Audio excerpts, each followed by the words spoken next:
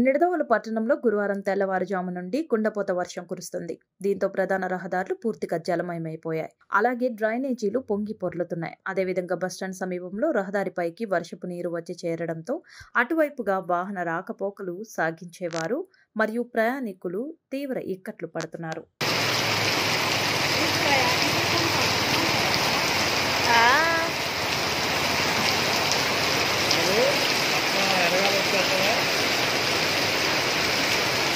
ఇంకా రేదైపోయింది, ఇంకా తగ్గుతలేదు సార్, అసలు తగ్గుతలేదు వర్షం.